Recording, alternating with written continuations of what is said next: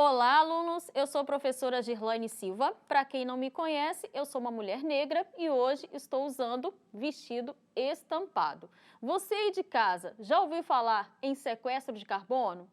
Não? Então fique ligado porque esse é o tema da nossa aula de hoje. Mas como assim, professora? Que negócio é esse de sequestro de carbono? É isso aí, gente. Esse é um processo extremamente importante e eu vou provar para vocês. Mas para que você compreenda, né, a gente vai relembrar alguns conceitos. O carbono, ele está presente na composição das moléculas orgânicas. E uma fonte de carbono que a gente tem discutido muito por aqui é o gás carbônico, né? Vamos recordar a importância do gás carbônico atmosférico. O gás carbônico é um dos principais gases do efeito estufa, né? Que, como vocês já sabem, é um fenômeno natural que mantém a temperatura da Terra ideal, né? Junto com outros gases de efeito estufa, o gás carbônico forma uma barreira, né? Como vocês podem ver na figura, que aprisiona parte dos raios solares que incidem sobre o planeta. E vocês aprenderam também que efeito estufa é diferente de aquecimento global. Deem uma olhada na animação. O aquecimento global nada mais é do que o aumento na temperatura média do planeta devido a um aumento da concentração de gases de efeito estufa na atmosfera. Esse aumento está muito relacionado às queimadas e à queima de combustíveis fósseis, como o petróleo e o carvão mineral. Pode levar a alterações climáticas e à poluição atmosférica, trazendo malefícios à saúde, dos seres vivos. Um bioindicador natural de qualidade do ar, por exemplo, é o líquen. E ele vai crescer abundantemente em lugares com menor emissão de gases poluentes, como em áreas florestais. E por falar em florestas, uma outra função importante do gás carbônico atmosférico é que ele é utilizado por seres vivos fotossintetizantes no processo de fotossíntese. Você sabe o que é fotossíntese? Bem, esse termo significa síntese utilizando a luz e geralmente define o processo pelo qual organismos como plantas e algas conseguem obter o seu alimento, Então, vocês podem ver aí, mostrando os reagentes, que são o gás carbônico, como eu já falei para vocês, e a água, que em presença de luz, devido a características especiais desses organismos fotossintetizantes, permite a reação que produz carboidratos, que são os açúcares, e liberando também oxigênio. E em seguida a gente tem aí a equação química, da fotossíntese, que vocês podem ver mais uma vez aí os seus reagentes e o produto, Mas como a fotossíntese ocorre? Bem, para a gente entender um pouquinho mais, eu trouxe uma prática para vocês. Que tal ver a fotossíntese acontecendo ao vivo? Para isso, eu trouxe aqui uma planta aquática, que é a elódia, geralmente é uma planta de aquário, e trouxe bicarbonato de sódio, tá? Eu vou colocar uma colher de bicarbonato na elódia. Vou colocar um pouquinho mais. Se vocês utilizarem aí 1 litro, vocês podem fazer na casa de vocês, só não faça diretamente no aquário, por favor, Pode ser em torno de 3 colheres para cada litro de água.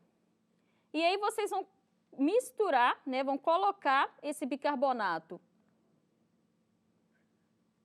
no recipiente contendo a planta e vão deixar essa planta sob uma luz, pode ser uma luminária, pode ser uma lanterna, tá? Aqui, gente, eu já trouxe um experimento pronto, por quê? Porque esse experimento, ele leva algum tempo, cerca de 1 hora para acontecer. Então, observem aqui, esse recipiente contendo já a elódia, realizando a fotossíntese. O que a gente vê diferente desse frasquinho para esse aqui né? São um monte de bolinhas, como se fosse uma coisinha gasosa, né? Um refrigerante. E o que são essas bolinhas? São o oxigênio que a gente viu, né? O gás oxigênio que a gente viu que é liberado na reação de fotossíntese, tá? Então, explicando para vocês essa reação, quando a gente coloca o bicarbonato de sódio na água, ele vai se dissociar, liberando gás carbônico. A planta já está em água, né? Então, a gente tem a reação desse gás carbônico mais a água e a importância da luz, né? Geralmente, as plantas, elas utilizam a radiação solar. E aqui a gente tem uma outra fonte de luz que está permitindo que essa reação ocorra. Tudo bem? Mas, professora, muito legal isso, né? Mas o que as plantas ou os organismos fotossintetizantes têm de especial que eles conseguem fazer a fotossíntese? Por que a gente não consegue? Então, deem uma olhada aqui. Eu trouxe aqui um modelo tridimensional. É como se a gente estivesse observando, né? Um pedacinho da folha da elódia em aumento. E aqui a gente consegue ver as células da elódia. Agora, deem uma olhada no slide. Se a gente tivesse um microscópio mais potente e observasse, pegasse um pedacinho dessa folha, né, que está em processo de fotossíntese que a gente viu neste momento, a gente ia ver exatamente essa animação que está aparecendo aí para vocês, mostrando que existem estruturas em movimento, elas estão trabalhando dentro dessas células, né? E essas estruturas nada mais são do que cloroplastos. Esses cloroplastos vão estar presentes em plantas, tá? E dentro desse cloroplasto, a gente vai ter um pigmento verde, a clorofila, né? Que absorve a luz e permite, então, que haja energia para realizar, né, o processo de fotossíntese. Então, é a presença da clorofila que vai determinar que esses organismos possam realizar a fotossíntese. Beleza? Tanto as plantas quanto as algas. Agora, professora, fiquei em dúvida. Se a clorofila é um pigmento verde, na minha casa eu tenho, né, plantas, nem todas têm as folhas verdes. Então, será que plantas que têm folhas de outras cores não realizam fotossíntese? Pois deem uma olhada no slide. Gente, o que vai acontecer é que, independente da cor da planta, né, ela vai possuir esse pigmento de clorofila que permite a fotossíntese. Tudo bem? Então, ela pode ser, por exemplo, uma flor avermelhada, igual está aparecendo aí para vocês, né? Nesse exemplo do hibisco. Mas isso quer dizer que ela tem, na verdade, a clorofila, mas ela vai se apresentar em menor quantidade. Todos os seres vivos que fazem fotossíntese apresentam clorofila. Beleza? Bem, mas então a gente viu como a fotossíntese ocorre, que ela precisa de gás carbônico, de água, que ela vai produzir açúcares, liberar oxigênio, mas qual é a importância, né? Sabendo disso tudo, qual seria a importância da fotossíntese? Deem uma olhada no slide. Para a gente compreender, eu vou sugerir uma outra prática, tá? Que vocês podem fazer aí na casa de vocês, que é uma prática muito conhecida, que é, né, plantar o feijãozinho no algodão. Para isso, vocês precisam de algodão, feijão, um recipiente e água, né? E como está sendo mostrado aí na figura, vocês vão criar diferentes condições para plantar esse grão de feijão. Por exemplo, no primeiro potinho, eu cobri, né? Todos eles, eu cobri o fundo do copo com algodão e coloquei de 3 a 4 sementes de feijão, tá? E aí, a partir daí, em algumas eu vou colocar água, em outras não. Em algumas eu vou deixar na luz e em outras não. Então, deem uma olhada que eu trouxe para vocês um exemplo, né? O meu, eu fiz, demorou 3 dias para ele já começar a germinar. E o que eu quero que vocês observem com isso, gente, é que para que a fotossíntese ocorra, a gente precisa resguardar essas condições ideais, que é a presença de água e de luz para que ela possa ocorrer. Deem uma olhada no slide, né, em uma semente que germinou, né, com condições ideais, né? Então, façam na casa de vocês para que vocês entendam a importância de fatores como luminosidade e umidade para que ocorra a fotossíntese. E sabendo dessa importância, né, vocês vão ver também que nem todas as sementes elas germinarão. Por quê, gente? Porque a fotossíntese é um processo extremamente importante para que esses organismos possam produzir energia para a sua própria sobrevivência, tudo bem? Então, essa glicose é que eles, tanto plantas quanto algas, utilizam para o seu crescimento e o seu desenvolvimento.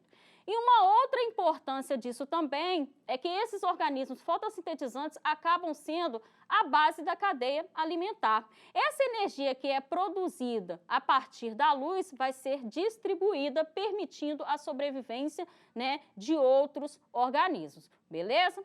E aí, gente, dê uma olhada no slide. Uma outra importância, né, da fotossíntese é que ela vai produzir oxigênio. A gente viu as bolinhas de oxigênio sendo liberados aqui no nosso experimento, tá? Então, esse oxigênio que a gente respira, que a gente utiliza, é proveniente da fotossíntese realizada, né, pelas plantas e pelas algas que estão no oceano. E se a gente for observar, dê uma olhadinha no slide de novo.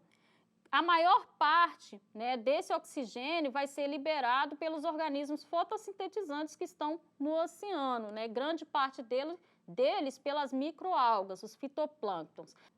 A fotossíntese, ela produz basicamente o PIB da biosfera. Então, ela produz todo esse oxigênio que permite, né, que os organismos aeróbios consigam respirar, né? E se não fosse a fotossíntese, nós estaríamos como planetas como Vênus ou Marte, que são relativamente próximos do Sol, mas não contêm oxigênio na sua atmosfera, permitindo a vida de organismos como nós, né? Bem, se vocês observaram, né, pela reação da fotossíntese que eu mostrei para vocês, um dos reagentes é o gás carbônico. Isso acontece porque nessa reação existe a absorção de gás carbônico para a produção de açúcares e de oxigênio. E é isso que faz com que a fotossíntese esteja relacionada ao sequestro de carbono. Deem uma olhada no slide. Observem que parte do gás carbônico produzido pelos seres vivos, vulcões, indústrias, né, vai ser absorvido no processo de fotossíntese. Está ali mostrando, né, ali, por exemplo, na figura da árvore. Assim, gente, o sequestro de carbono, né, é uma expressão utilizada para definir o processo de retirada do gás carbônico da atmosfera para transformá-lo em oxigênio.